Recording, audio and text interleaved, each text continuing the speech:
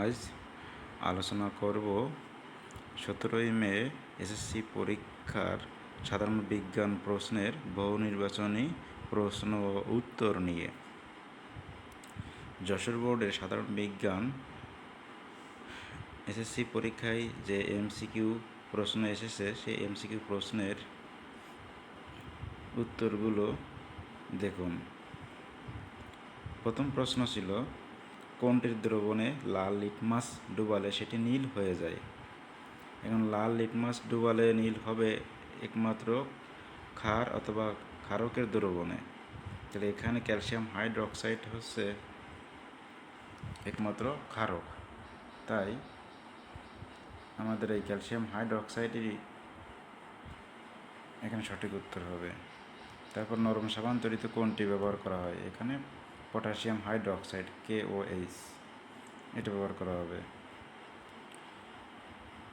তারপর একটা উদ্দীপক রয়েছে, সিরাজুল মিয়া একজন পরিশ্রমী কৃষক হওয়া সত্ত্বেও তার জমিতে আশানুরূপ ফসল উৎপাদন হয়নি।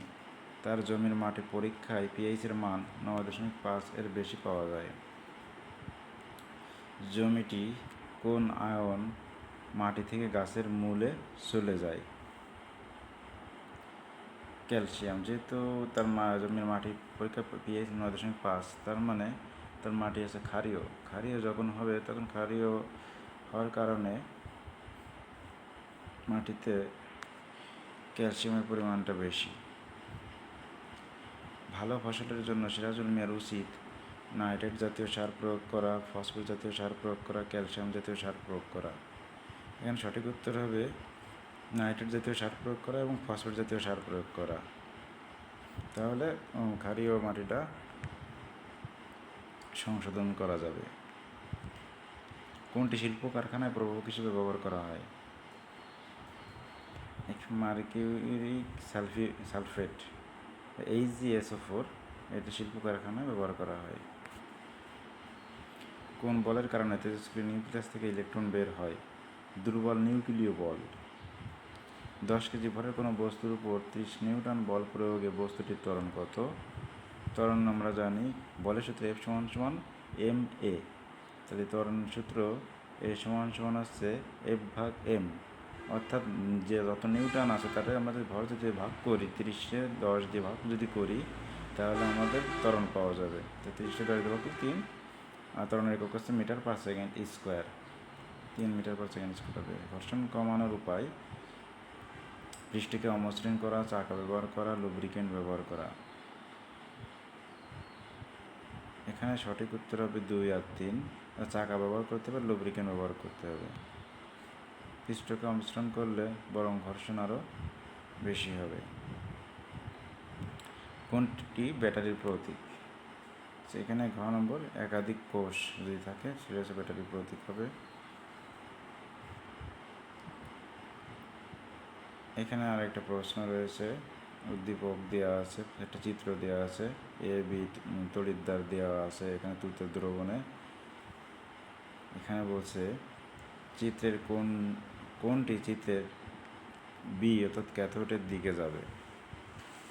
ক্যাথোডের দিকে যাবে কপার 2++, অর্থাৎ ধাতব যে আমাদের আয়ন যেটা সেটা হচ্ছে ক্যাথোডের দিকে যাবে, B এর দিকে।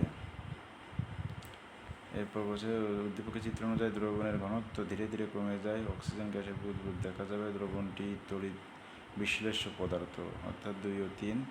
এখানে অক্সিজেন গ্যাসের বুদবুদ দেখা যাবে এটা সত্য, আর দ্রবণটি তড়িৎ অবিশ্লেষ্য পদার্থ। বিদ্যুৎ সাপ্লাই কত ভোল্টের বেশি হলে সেটি আমরা অনুভব করতে পারি? 50 ভোল্টের বেশি হলে। কোনটিকে ফল শর্করা বলে অর্থাৎ ফ্রুট সুগার বলে? আপেল অর্থাৎ ফ্রুক্টোজকে। চীনাবাদাম কোন উপাদানের ভালো উৎস? এটা স্নেহ পদার্থের ভালো উৎস। পানিতে দ্রবণে ভিটামিনের উৎস আটা, ডাল, বীজ, ফুলকপি, কলা, কাঁঠাল ও ঢেঁড়স, অর্থাৎ সঠিক উত্তর হবে এখানে তিনটাই।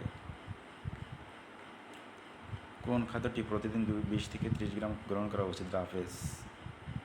কোন জাতীয় খাদ্যদ্রব্যে ত্বকের ক্ষত শুকাতে দেরি হয়? লেবু অর্থাৎ ভিটামিন সি।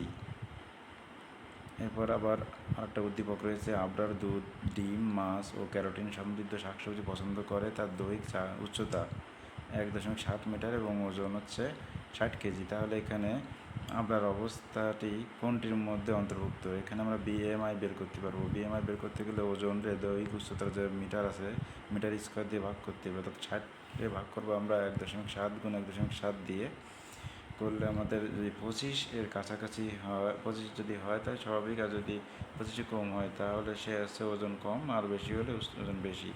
তাই দেখা গেলো এখানে বিএমআই আছে 20.76, তা 25 কম, যার কারণে আমরা বলতে পারি কম ওজন আছে। এখানে 20 থেকে 25 অনেক সময় এখানে সঠিক ওজনও ঠিক আছে বলা যায়, 20 কম আসলে সেটা আমরা কম ওজন বলতে পারি। আবরারের পছন্দের খাবারগুলো: দৃষ্টিশক্তি ঠিক রাখে, রোগ সংক্রমণ প্রতিরোধ করে, রাতের মাড়ি সুস্থ রাখে। তিনটাই সঠিক হবে। কম তাপমাত্রায় পানির ঘনত্ব সবচেয়ে বেশি 4 ডিগ্রি। কত তাপমাত্রায় পানির ঘনত্ব সবচেয়ে বেশি? সেটা হচ্ছে 4 ডিগ্রি সেলসিয়াস তাপমাত্রায়। বাসা বাড়িতে খাওয়ার পানি জীবাণুমুক্ত করতে সহজ ও সাশ্রয়ী প্রক্রিয়া কোনটি? স্ফুটন। পানি ও মাটিতে দুই জায়গাতেই জন্মে একমাত্র কলমি। 4টি 1.5 ভোল্ট এবং 4টি 1.5 ভোল্টের ব্যাটারি সিরিজে যুক্ত করলে কত ভোল্ট পাওয়া যাবে? এখানেও সঠিক উত্তর হচ্ছে 6 ভোল্ট। কোনটির প্রাচীর বেশ পাতলা এবং গহ্বরটি বড়? শিরা।